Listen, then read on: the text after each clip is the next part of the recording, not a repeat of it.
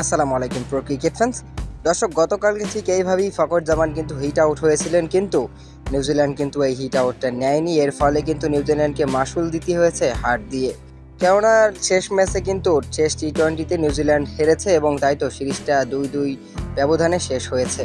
আর যেখানে প্রথম টি-20 বৃষ্টির কারণে ভেস্তে যাওয়ার ফলেই কিন্তু এই সিরিজ 2-2 ব্যবধানে শেষ হয়েছে। মূলত ফকর জামানের এই হিট আউটটা নিলে হয়তো নিউজিল্যান্ড জিততে পারতো, কেননা ফকর জামানের 33 বলে 43 রানের ইনিংসটার ওপর ভর করে কিন্তু পাকিস্তান একটা ভালো সংগ্রহ দাঁড় করিয়েছিল। নির্ধারিত 20 ওভারে 178 রান করেছিল পাকিস্তান। তারপর পাকিস্তান বোলিং করতে নেমে কিন্তু বোলিংয়েও দুর্দান্ত ঝলক দেখিয়েছিল। মূলত নিউজিল্যান্ডের বি দলটার কাছে কিন্তু পাকিস্তানের বোলাররা চতুর্থ টি-20তে পাত্তা না পেলেও এদিন কিন্তু 9 রানে হারিয়েছে পাকিস্তান নিউজিল্যান্ডকে। আর তাই তো এবারের 5 ম্যাচের টি-20 সিরিজে শেষ পর্যন্ত 2-2 ব্যবধানে শেষ হয়েছে। আর যেখানে নিউজিল্যান্ড কিন্তু অনেক প্রশংসায় ভাসছে, কেননা নিউজিল্যান্ডের বি দলটারও কিন্তু মন মানসিকতা নিউজিল্যান্ডের বড় দলটার মতোই। তাই তো তারা ফকর জামানের মতো একজন ব্যাটসম্যানের হিট আউট হয়েছেন তিনি, তারপরেও কিন্তু ওই আউট নেয়নি নিউজিল্যান্ডের বি দলটা।